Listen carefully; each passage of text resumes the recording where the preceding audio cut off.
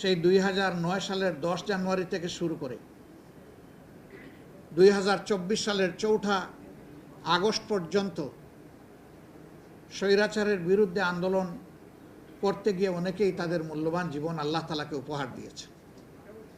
জাতি তাদের কাছে ঋণী। আল্লাহ তাআলার দরবারে দোয়া করি, যারা ঈমান নিয়ে নির্যাতিত হয়ে এভাবে দুনিয়া থেকে বিদায় নিয়েছেন, আল্লাহ রাব্বুল আলামিন তাদের সকলকে শাহাদাতের উত্তম মর্যাদা দান করুন। বিশেষ করে ধারাবাহিক এই আন্দোলনের শেষ পর্বে এসে কোটা সংস্কারের দাবিতে যে আন্দোলন গড়ে উঠেছিল, বৈষম্য বিরোধী যে আন্দোলন দানা বেঁধে উঠেছিল, এই আন্দোলনকে দমাতে গিয়ে গায়ের জোরে অতীতের মতো দানবীয় রূপে নিজ দেশের জনগণের অর্থে কেনা অস্ত্র আর বুলেট নিজ দেশের জনগণের উপর যারা ছুঁড়ে মেরেছিল,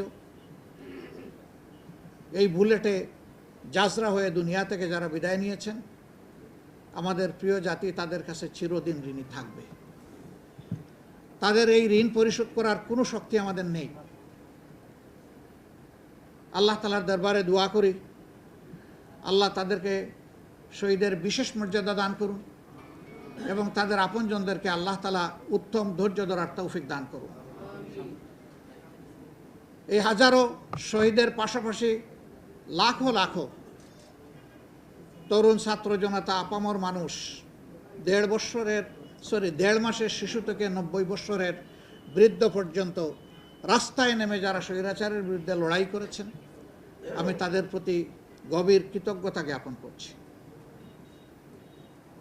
তারাও আমাদের জাতীয় বীর। শহীদরা আমাদের জাতীয় বীর, তারাও আমাদের জাতীয় বীর। তাদের কারণেই আজকে আমাদের এই সমাবেশ সম্ভব হচ্ছে। যারাই শহীদ হয়েছেন তারাই আমার, তারাই আমাদের, তারাই গোটা জাতির। আমরা শহীদদেরকে কোনো দলীয় সম্পত্তি বানাতে চাই না। শহীদরা গোটা জাতির সম্পদ এবং তারা জাতীয় বীর। এই মর্যাদাই তাদেরকে দেখতে চাই। শহীদদেরকে টাকা দিয়ে মাপা যাবে না।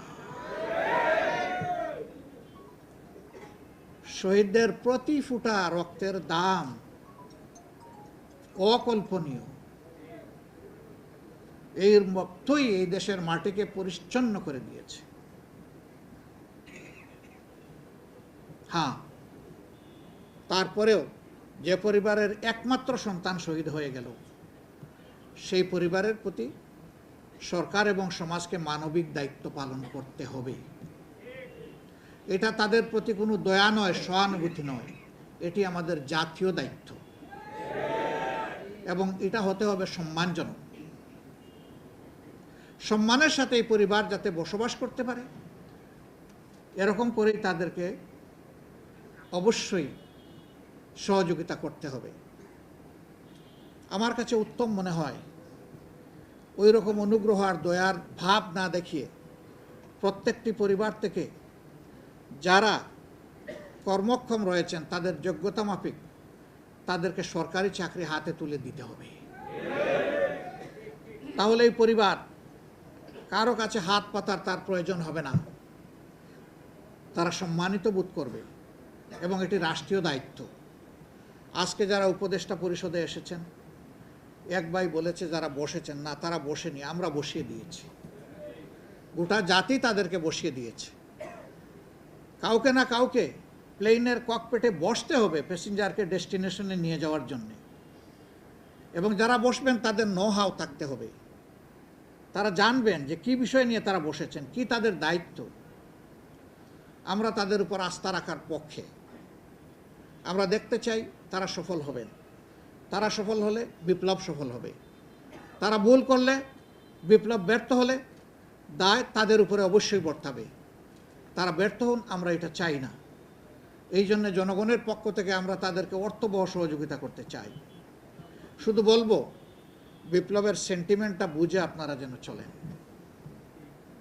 জনগণ এই বিপ্লবের যে চেতনা অন্তরে ধারণ করেছে, এটা যেন কখনো আপনারা ভুলে না যান। এখানে কারো খেয়ালখুশি ব্যক্তিগত ইচ্ছা মতো চলার, বাস্তবায়ন করার কোনো সুযোগ নেই। ইতিমধ্যে বিভিন্ন জায়গায় পুনর্বিন্যাস করা হয়েছে, কিছু সংস্কার আনা হয়েছে এবং ব্যাপক অসন্তোষ কোনো কোনো ক্ষেত্রে দেখা দিয়েছে। কেন এটি হবে? এই ব্যাপারে যথেষ্ট সতর্কতা অবলম্বন করা উচিত। যারা সরাসরি জুলুমের সাথে জড়িত ছিল এবং স্বৈরাচারের দূষর হিসাবে যারা পাশে থেকে সহযোগিতা করেছে, তাদের কোনো নৈতিক অধিকার নেই রাষ্ট্রীয় কোনো গুরুত্বপূর্ণ জায়গায় থেকে এই জাতিকে সেবা করার। তারা এই নৈতিক অধিকার হারিয়েছেন, তাদের অপকর্মের কারণেই হারিয়েছেন। বরঞ্চ তাদের অপকর্মকে চিহ্নিত করে তাদের বিরুদ্ধে অভিযোগ দায়ের করে তাদেরকে আইনের আওতায় আনতে হবে। যদি একরকমটি করা হয়, আগামীতে কোনো সরকার স্বৈরাচারী হতে পারবে না, আর স্বৈরাচারের দূষর হওয়ার দুঃসাহস কেউ দেখাবে না।